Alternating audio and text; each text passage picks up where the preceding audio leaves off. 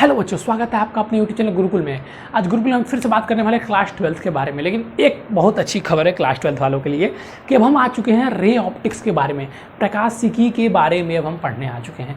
इससे पहले हमने इतना इलेक्ट्रॉन, प्रोटॉन, धारा, वैद्युत क्षेत्र, चुंबकीय क्षेत्र पढ़ा कि हमारा दिमाग थोड़ा सा कन्फ्यूज ही आ गया है। आते आते तो लास्ट चैप्टर ऐसा था कि क्या बताया जाए, ठीक है। लेकिन अब जो चैप्टर हमारे पास है, प्रकाश परावर्तन, प्रकाश का अपवर्तन, दर्पण, जो हमने पढ़ने वाले, जैसे हमारा रे ऑप्टिक्स का पहला टॉपिक है प्रकाश का परावर्तन तथा गोलीय दर्पण तथा अपवर्तन, ठीक है, पहला टॉपिक है हमारा। तो हम रे ऑप्टिक्स पढ़ने वाले हैं। तो रे ऑप्टिक्स में पढ़ने से पहले मैं आपको बता दूं कि हम जो हमारा जो खंड क था, पहला भाग था हमारे जो फिजिक्स का, उसको हमने खत्म कर लिया है।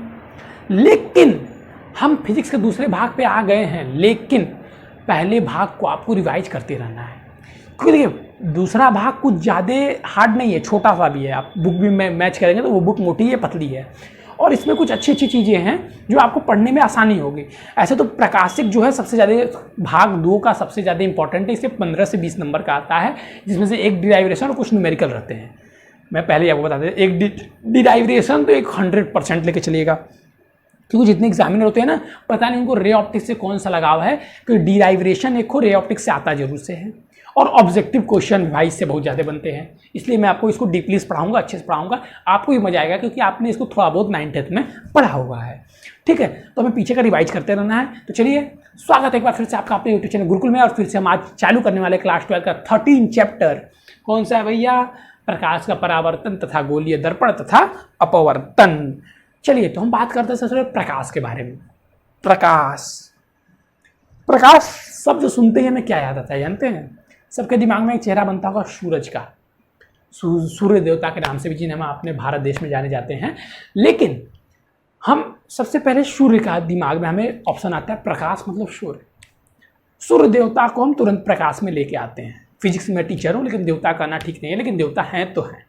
चलिए, अब हम सूर्य देवता के बारे में बात, मतलब प्रकाश को जैसे हम लेते हैं हमें सूर्य याद आ जाते हैं, बात तो ठीक है। लेकिन क्या हम प्रकाश को देखते हैं? सूर्य भगवान तो हमें दिखाई देते हैं, लेकिन क्या हम प्रकाश को देख सकते हैं? जैसे मान लीजिए अभी आप हमें देख रहे हैं, ठीक है, अभी हम हमारे देख रहे हैं, तो हमारे 1-2 लाइट लगी हुई हैं, जिसकी वजह से आप हमें देख पा रहे हैं, ठीक है। या आप अपने कैमरे की ब्राइटनेस ऑन किए, तो मान लीजिए मोबाइल में, तो एग्जाम्पल में जैसे आप मोबाइल को अपने बंद कर दीजिए, ठीक है, एक सेकंड के लिए आप वीडियो को पॉज कीजिए, मोबाइल को पट करके उल्टा रख दीजिए, आप जिस कमरे में बैठे हुए हैं उस कमरे को, लाइट को बंद कर दीजिए। आप जैसे ही कमरे की लाइट को बंद करेंगे, आपको कुछ दिखाई नहीं देगा, आपको कुछ दिखाई नहीं देगा, ठीक है। लेकिन थोड़ी देर हल्का हल्का दिखाई देने लगता है, वो तो हम दूसरे चैप्टर पढ़ेंगे, वो आई वाले हम पढ़ेंगे। लेकिन पहले आप जो बताना चाह रहा हूँ उसको समझिए। आपको कुछ दिखाई नहीं देगा, नहीं देगा ना, हल्का देगा भी तो आप धुंधला एकदम रहेंगे, आपको दिखाई नहीं देगा। लेकिन जैसे हम लाइट को ऑन करते हैं, हमें सब दिखाई देने लगता है। लेकिन हमें लाइट खुद दिखाई नहीं देता है, नहीं देता है ना, लाइट खुद दिखाई। जैसे मान लीजिए आपका कमरा है, तो ये बीच में भी आपको ये ट्रांसपेरेंट, तो यहाँ पे भी तो लाइट है, लेकिन हम लाइट को देख नहीं पा रहे। जब वहाँ से लाइट ऐसे आ रहा है, या यहाँ से लाइट जब ऐसे आ रहा है, तो बीच में भी तो लाइट होगा। अरे मार्ग तो उसका है ना, लेकिन हमें दिखाई देता नहीं है। तो हमें दिखाई कैसे देता है? जब लाइट आता है, जैसे मान लीजिए यहाँ पे लाइट आया, ठीक है, हमने लाइट को ऑन किया, घर में लगे बल्ब को ऑन किया, तो यहाँ से लाइट आया और ये लाइट इस पर टकराया, टकराने के बाद भी हमें नहीं दिखाई देता है। जब लाइट इस पर टकराया तो यहाँ से परावर्तित हो गया। अब जब ये परावर्तित होकर आपकी आंखों पे आएगा, ये आपकी आंख है ना, इस पर जब लाइट आएगा, तब आपको क्या होगा? ये वस्तु या हम या पेन या मोबाइल आपको दिखाई देगी। अब समझ में आया हमें पहले दिखाई क्यों देता है? हमें लाइट खुद नहीं दिखता है, प्रकाश हमें स्वयं नहीं दिखता है, लेकिन उससे हमें वस्तुएं दिखती हैं। अब हम बात करते हैं प्रकाश होता क्या है। तो प्रकाश एक प्रकार की विकिरण ऊर्जा है। फिर से मैं बताता हूँ, प्रकाश क्या है? प्रकाश एक प्रकार की विकिरण ऊर्जा है। फिर से ध्यान रखिएगा, प्रकाश क्या है? विकिरण ऊर्जा है, एक प्रकार की विकिरण ऊर्जा है, जो हमारे आंखों की तंत्रिकाओं को संवेदित करती है। संवेदित मतलब जागरूक करती है कुछ देखने के लिए, ठीक है ना। क्योंकि देखिए, इससे अगर देखिए संवेदित करती है, ठीक है, संवेदित करती है। मैं आपको इसको समझाता हूँ। कमरा हमारा अंधेरा था, आंखें तो हमारी तब भी खुली हुई थी। कमरा जब हमारा अंधेरा था, आंखें तो अपनी तब भी खुली हुए थे, हमने थोड़ी आंख तो अपनी और बड़ी की हुई थी, लेकिन हमें कुछ दिखाई नहीं दे रहा था। उस स्थिति में हमें कुछ दिखाई नहीं दे रहा था, लेकिन जैसे ही हमने लाइट को ऑन किया, हमें सारी चीजें दिखाई देने लगी। इसका मतलब क्या हुआ कि हम तो आंख से अपने नहीं देख पा रहे हैं, आंख को कुछ संवेदित करने के, जैसे जीने के लिए, मनुष्य को जीने के लिए ऑक्सीजन चाहिए, तभी हम जिंदा है, ऑक्सीजन नहीं मिलेगा तो हम मर जाएंगे। उसी प्रकार आंखों को भी देखने के लिए एक विकिरण ऊर्जा की आवश्यकता पड़ती है, जो कि प्रकाश है, जो इन्हें संवेदित करती है। जिस प्रकार हमारा हृदय पंप करता रहता है ब्लड को, उसी प्रकार प्रकाश क्या करता है, हमारे आंखों को पंप करता रहता है, संवेदित करता रहता है। जैसे कि हमारे आंखें क्या करें, कुछ वस्तुओं को देख सके। आप इसको ठीक सोलर पैनल के प्रकार समझ सकते हैं। जिस प्रकार सोलर पैनल प्रकाश पड़ता है तो बैटरी को चार्ज करता है और फिर हमें क्या देता है, पंखे चला सकते हैं, हमें ऊर्जा प्रदान करता है। उसी प्रकार हम आंखें भी, जब आंखों पर प्रकाश पड़ती है तो ये चार्ज हो जाता है, इससे हम क्या करते हैं, वस्तुओं को देख सकते हैं। ये कैमरे की भांति कार्य करता है। जिस प्रकार कैमरे से कुछ हमें रिकॉर्ड करने के लिए, देखने के लिए बैटरी चाहिए, उसी प्रकार आंख से भी कुछ देखने के लिए हमें क्या चाहिए, प्रकाश की आवश्यकता होती है। चलिए, ये तो ठीक है। अब प्रकाश वास्तव में एक विकिरण ऊर्जा है, ये तो हमने बता दिया। अब देखिए प्रकाश कैसे गति करती है। तो प्रकाश एक विद्युत चुंबकीय तरंग है। इसके बारे में आगे पीछे आपने पढ़ा होगा। आप अगर विद्युत चुंबकीय तरंग के बारे में आपने नहीं पढ़ा है तो आप मेरा जाइए, ठीक है ना, पहले आप मेरे जाइए, पिछला वाला चैप्टर पढ़िएगा। अगर आपने विद्युत चुंबकीय की तरंग के बारे में नहीं पढ़ा, क्योंकि इससे पहला चैप्टर वही था, विद्युत चुंबकीय तरंगे। तो प्रकाश क्या, प्रकाश एक विकिरण ऊर्जा है जो कैसे गति करती है, विद्युत चुंबकीय तरंगों के रूप में चलती है। एग्जाम बहुत इंपॉर्टेंट बात बता रहा हूं। प्रकाश, फिर यहां मैं लिख देता हूं, प्रकाश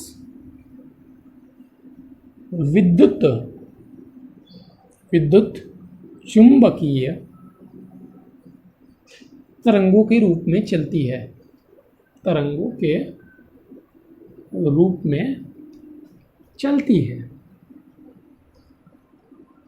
ठीक है।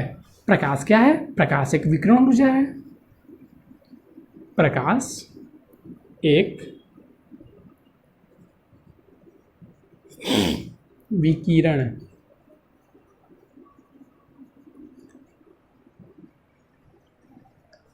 ठीक है। अब एक बात को मेरे ध्यान से सुनिएगा, आपके घर में पंखा लगा हुआ होगा, ठीक है। अब तो मान लीजिए ज़्यादातर वो घटनाएं नहीं घटती, लेकिन आप थोड़ा सा पहले जाइए, आप 12th के स्टूडेंट हैं तो मैं लगा सकता हूँ, आप कैसे भी तो 16-17 साल के होंगे ही, तो आप 5-6 साल 8 साल पीछे जाएंगे तो हमारे घरों में अभी भी मिलते हैं, लेकिन लोग लगाते नहीं है। पीला वाला बल्ब लगा करता था जो अक्सर फ्यूज हो जाया करता था। ये जो टीवी होती थी, तो टीवी में स्प्लाइजर का यूज करते थे, ठीक है। नहीं तो टीवी क्या होती थी, जल जाती थी, और जो पीला वाला बल्ब था क्यों फ्यूज हो जाया करता था, क्योंकि जितनी टीवी को वोल्ट की ऊर्जा चाहिए थी, जितनी वोल्ट की उसे धारा चाहिए, जितनी एम्पेयर की धारा चाहिए था, उससे अधिक ज़्यादा वोल्ट का विभव, उससे अधिक ज़्यादा धारा जब उसे मिलता था तो वो फ्यूज हो जाया करती थी, बिगड़ जाया करती थी, जिसे हम फ्यूज होना कहते थे। बल्ब फ्यूज हो जाता था, टीवी बिगड़ जाती थी, तो जिसके लिए हम एक स्प्लाइजर लगा देते थे, जो क्या करता था, वो वोल्टेज को मेंटेन करता था, जिससे कि हमारी टीवियाँ चल पाती थी, ठीक है। वहाँ पर समझ रहे हैं, मैं जो कहना चाह रहा हूँ उसको समझिए।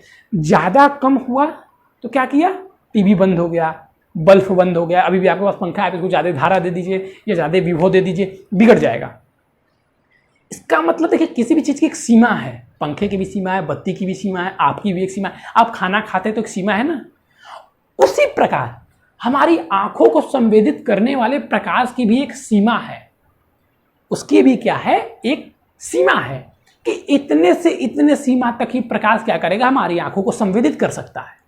और वही सीमा कहलाएगी क्या, वो सीमा क्या होती है, वही सीमा हमारी प्रकाश को संवेदित करने की सीमा है। अगर पूछा जाता है पेपर में, ठीक है, इंपॉर्टेंट क्वेश्चन है, तो हम इसी को हम क्या बोलते हैं, इसी को हम बोलते हैं, जानते हैं क्या, जो प्रकाश की सीमा है, इसी को हम दीप्त प्रकाश भी कहते हैं, ठीक है। दीप्त प्रकाश के क्षेत्र में क्या आता है, तो मतलब दृश्य प्रकाश के क्षेत्र में क्या आता है, ये भी पूछा जाता है कि कितने से कितने, दृश्य मतलब दिखाई देने से संबंधित है, ठीक है ना। दृश्य मतलब जिसमें हमको देख सकें, ठीक है ना, जो हमारी आँख की सीमा है, तो इसको हम दृश्य प्रकाश की सीमा भी कहते हैं। लिख लेते हैं मैं, दृश्य प्रकाश।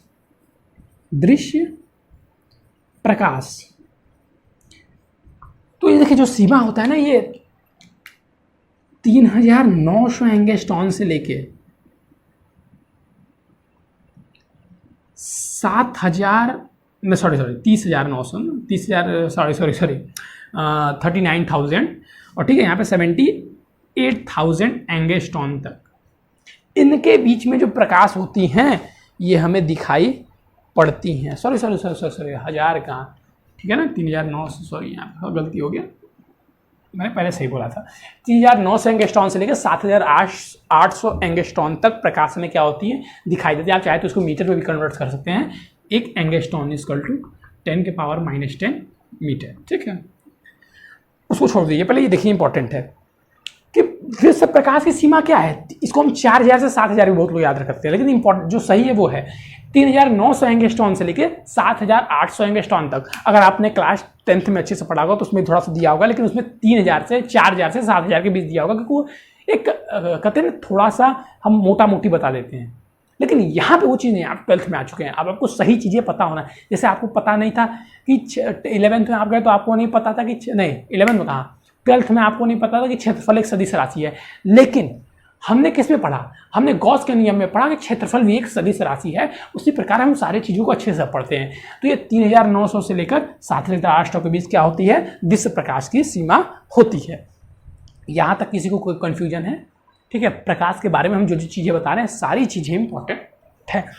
अब पूछा जाता है प्रकाश का सबसे बड़ा स्रोत क्या है। इसको बताने की जरूरत नहीं होनी चाहिए, लेकिन मैं लिख देता हूँ, सूर्य क्या है, प्रकाश का सबसे बड़ा स्रोत है।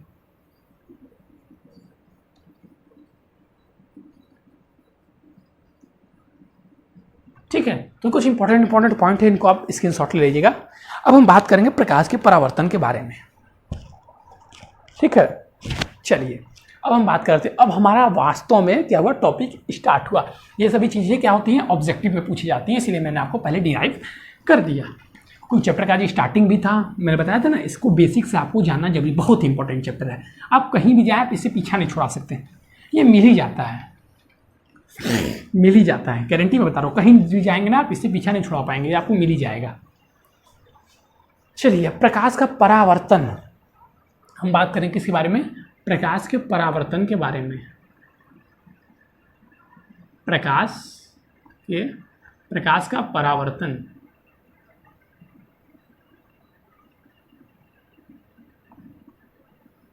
ठीक है। प्रकाश का परावर्तन, हम बात कर रहे हैं प्रकाश के परावर्तन के बारे में, ठीक है।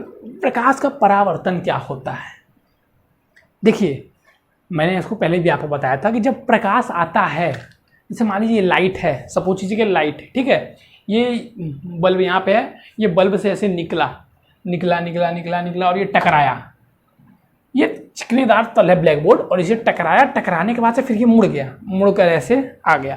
तो इसके जाने की और आने की प्रक्रिया को हम क्या कहते हैं, परावर्तन। अब इसको हम बोलेंगे तो समझिएगा। जब प्रकाश किसी पालिशदार या चिकने तल से टकराकर, जब प्रकाश का अधिकांश भाग किसी पालिशदार या चिकने तल से टकराकर उसी माध्यम में वापस लौट आता है, तो इस वापस लौटने की घटना क्या होता है, प्रकाश का परावर्तन कहते हैं। फिर सुनिएगा, जब प्रकाश किसी पालिशदार व चिकने तल पर गिरता है तो उसका अधिकांश भाग वापस लौट आता है। प्रकाश के चिकने तल से टकराकर लौटने की इस प्रक्रिया क्या कहते हैं, परावर्तन कहते हैं। जब कभी प्रकाश किसी पालिशदार तल से टकराता है तो टकराने के पश्चात वापस प्रकाश का अधिकांश भाग क्या होता है, वापस लौट जाता है। हाईली 99% ही प्रकाश वापस लौटते हैं, 1% एब्जॉर्ब हो जाता है, ठीक है। अब कुछ भी आदर्श नहीं होता है, लेकिन मैं आपको बता दिया ना, ठीक है। चलिए देखिए, तो जब प्रकाश किसी पालिशदार या चिकने तल पर गिरता है तो प्रकाश गिरने के पश्चात प्रकाश का अधिकांश भाग उसी माध्यम में वापस लौट आता है। इस वापस लौटने की घटना को हम क्या कहते हैं, प्रकाश का परावर्तन कहते हैं। अब ये मत उम्मीद लगाइए कि आपसे ये प्रकाश का परावर्तन पूछेगा डिफिनीशन में, ठीक है, लेकिन मैं आपको एक बता दे रहा हूँ। जैसे मान लीजिए हमारा प्रकाश का तल हो गया, ये मान लीजिए हमारा कोई चिकना तल हो गया, हम चिकना तल क्या, मिरर ही ले लेते हैं, सबसे अच्छा एग्जाम्पल है मिरर, ठीक है। और इस मिरर पर ये आई हमारी लाइट और ये हो गई रिफ्लेक्ट, जिस माध्यम से आई उसी माध्यम में अधिकांश भाग चल गया, थोड़ा सा भाग एब्जॉर्ब होता है, ठीक है। तो अब हम बात करने वाले हैं, ये चीज परावर्तन आप समझ गए। अब हम परावर्तन के नियम के बारे में बात करने हैं। पहले आप इस फिगर को थोड़ा अच्छे से देखिएगा, इसमें कुछ चीजें जो आप समझिए। जैसे पहला, ये जो कोण है ना, ये इसके मध्य से जहाँ पे बिंदु रहता है ना, वहाँ पे एक हम रेखा खींच देते हैं, लंबवत रेखा, जो ये ठीक है, जिसे हम अभिलंब बोलते हैं।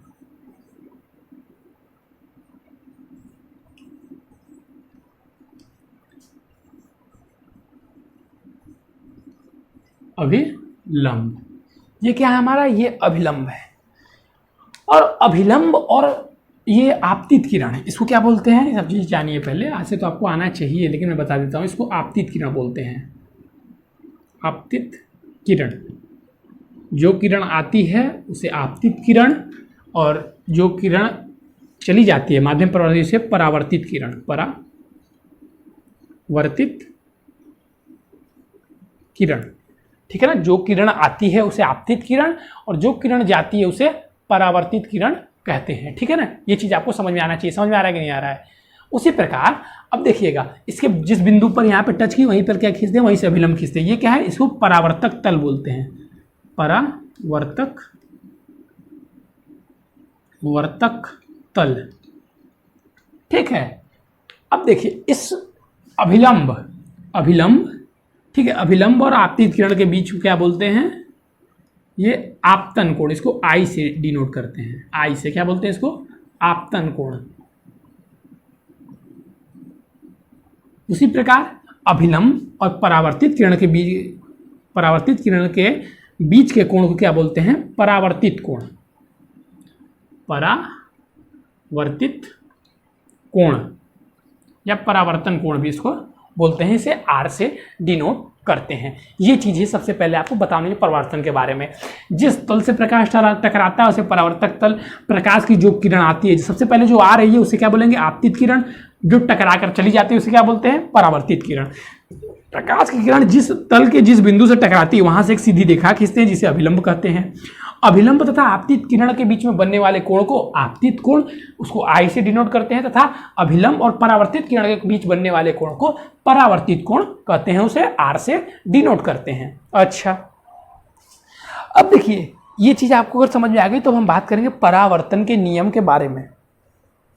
अब परावर्तन से संबंधित दो नियम आए, ठीक है, परावर्तन के नियम के बारे में। प्रकाश का परावर्तन, यहीं पे मैं लिख दिया परावर्तन का नियम। दो नियम है परावर्तन के, परावर्तन का नियम। तो पहला नियम तो मैं लिख देता हूं, पहला नियम तो कुछ है नहीं, ठीक है। पहला नियम है हमारा कि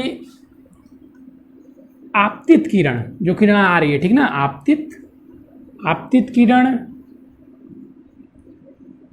परावर्तित किरण,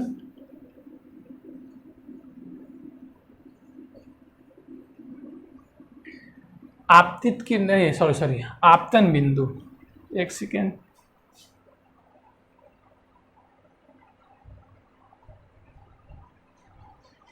सॉरी आपतित किरण,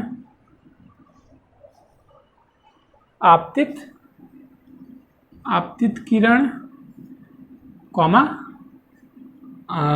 आपतन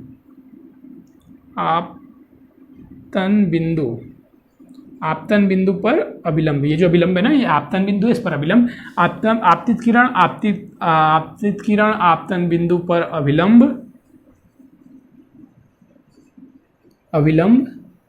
तथा परावर्तित किरण, आपतित किरण आपतन बिंदु पर अभिलंब तथा परावर्तित किरण तीनों एक ही तल में होते हैं, ठीक है ना, बस इसको याद करना है, तीनों एक ही तल में होते हैं। ये क्या है हमारे जानते हैं, ये हमारा है परावर्तन का नियम है। आपतित किरण जैसे ये ब्लैक बोर्ड पे है ना, तो वैसे ही तीनों एक ही तल में हम बोल देंगे, ये तीनों एक ही ब्लैक बोर्ड पे ही है ना। जैसे देखिए, आपतित किरण, परावर्तित किरण और आपतन बिंदु पर अभिलंब, तीनों एक ही तल में है। ये परावर्तन का प्रथम नियम है। अब परावर्तन का द्वितीय नियम क्या है? परावर्तन का द्वितीय नियम देखिए क्या निकल के आता है कि आपतन कोण आई परावर्तन कोण आर के बराबर होता है। ध्यान सुनिएगा मैंने क्या बोला, आपतन कोण I सदैव परावर्तन कोण R के बराबर होता है, अर्थात I is equal to R। लिख देता हूं यहां पे, परावर्तन कोण सदैव आपतन कोण के बराबर होता है। देखिए ये तो कुछ नहीं था, ये तो था बस लिखना था आपतित किरण आपतन बिंदु पर अभिलंब तथा परिवर्तित किरण, तीनों एक ही तल पे होती, कहानी खत्म। लेकिन ये इंपॉर्टेंट है, इस पे क्वेश्चन आते हैं। इसका मतलब समझ, ये जो I है ये R के इक्वल होगा, I इक्वल टू R। हमेशा जितने कोण पर प्रकाश आएगी उतना ही कोण पर जाएगी, जितने कोण पर प्रकाश आएगी उतना ही कोण पर जाएगी। याद रखिए क्या, बस ये रूखा नहीं होना चाहिए, ये खराब नहीं होना चाहिए, ठीक है ना। खराब होगा तब भी ये खराब, मतलब अब ऐसा नहीं कि आप खुरापात करने लगेंगे, ठीक है ना। यहाँ पे चिकने तल की बात हो रही है, ठीक है, समझ रहे हैं बात को। कोई भी तल रहेगा, कैसा भी तल रहेगा, यही नियम लगेगा। आएगी जैसे जितने कोण पे उतना ही कोण पे जाएगी। 90 डिग्री पे आई 90 डिग्री पे जाएगी। जैसे मान लीजिए अगर 90 डिग्री पे ऐसे आई तो ये ऐसे ही चली जाएगी, समझ रहे हैं। 30 डिग्री पे आई तो 30 डिग्री पे जाएगी, 40 पे आई तो 40 पे जाएगी, 50 पे आई तो 50 पे जाएगी। ये सब आपने पढ़ा होगा। चलिए अब हम इसको क्या करते हैं, इरेज करते हैं।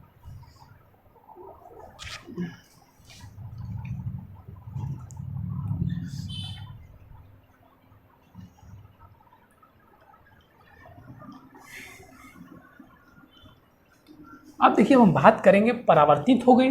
अब प्रकाश की किरण परावर्तन होने के बाद से हमें क्या दिखाई देता है, इमेज। तो हम इमेज पे चर्चा करेंगे कि इमेज क्या होता है। अब हमारा क्या दूसरा नंबर आ गया, अब हमारा दूसरा नंबर इमेज का आ गया, तो हम इमेज पे चर्चा करेंगे। बस हमारा आज का लास्ट टॉपिक यही होगा, तो वीडियो ज़्यादा लंबा हो जाएगा। प्रतिबिंब,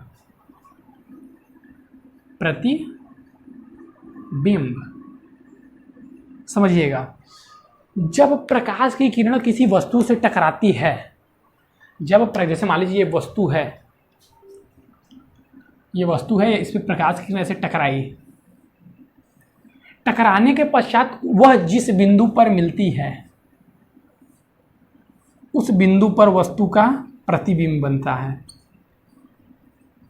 मिलती है या मिलती हुई प्रतीत होती है, मिलती हुई प्रतीत होती है। जैसे मान लीजिए अगर हम इसको ऐसे कर दें, उत्तल दर्पण ले ले, तो ये तो ऐसे निकल जाएगा, ये ऐसे मिलती हुई प्रतीत होगी यहाँ पे, तो यहाँ पे भी प्रतिबिंब बनेगा। मिलती हुई लिखा, कहीं काटती हुई भी लिखा रहता है। मिलती हुई या काटती हुई, मिलती है या मिलती हुई प्रतीत होती है, तो उस बिंदु पर क्या बनता है, वस्तु का प्रतिबिंब बनता है, जो हमें दिखाई देता है। इस दूसरे बिंदु क्या बोलते हैं हम, वस्तु का प्रतिबिंब बोलते हैं। अब देखिए प्रतिबिंब दो प्रकार के होते हैं, एक तो वास्तविक प्रतिबिंब और एक आभासी प्रतिबिंब। वास्तविक प्रतिबिंब क्या होता है, जब वास्तव में प्रकाश एक दूसरे पर मिलती है, वास्तव में प्रकाश मिलता है, ठीक है। और ये हो जाएगा हमारा काल्पनिक प्रतिबिंब, ठीक है। जहां हम प्रकाश मिलने की कल्पना करते हैं, प्रकाश मिलने की कल्पना करते हैं। अब यहां से प्रकाश गया थोड़ी ना, हमने कल्पना किया ना, पीछे जाएगा, आगे नहीं गया, तो पीछे गया होगा, पीछे कहीं प्रतिबिंब बना होगा, तो ये हो गया आभासी प्रतिबिंब, ठीक है ना, या काल्पनिक प्रतिबिंब। अब मैं प्रतिबिंब की डिफिनीशन पढ़ रहा हूँ, थोड़ा सा सुन लीजिएगा, ठीक है। यदि प्रकाश की किरण वस्तु के किसी बिंदु से चलकर परावर्तन के पश्चात, जिसको लिखना होगा लिख लेगा, मैं फिर से बोल देता हूँ। यदि प्रकाश की किरण, मैं क्या बोल रहा हूँ सुनिएगा फिर से, ठीक है ना। मैं जो बोल रहा हूँ उसको ध्यान से सुनिए अब आप लोग भी, और उसको लिखिए। क्या मैं बोल रहा हूँ उसको ध्यान सुनिए। अब देखिए क्या मैं बोल रहा हूँ कि यदि प्रकाश की किरण वस्तु के किसी बिंदु से चलकर परावर्तन के पश्चात दूसरे बिंदु पर जाकर मिलती है, अथवा किसी दूसरे बिंदु पर आती हुई प्रतीत होती है, मिलती हुई प्रतीत होती है, तो उस बिंदु को क्या कहते हैं, वस्तु का प्रतिबिंब कहते हैं। अगर मिलती है तो उसको वास्तविक प्रतिबिंब, मिलती हुई प्रतीत होती है तो उसे काल्पनिक प्रतिबिंब या आभासी प्रतिबिंब कहते हैं। प्रतिबिंब के प्रकार में यहाँ पर छोड़िए, प्रतिबिंब के प्रकार तो आपको पता है ना, काल्पनिक और वास्तविक। आप तो 12th के स्टूडेंट है, ठीक है। तो आज के लिए बस इतना ही। आज हमने सारी प्रकाश के बारे में बेसिक बातें की हैं। कल से हमारा लेक्चर वास्तव में स्टार्ट होगा।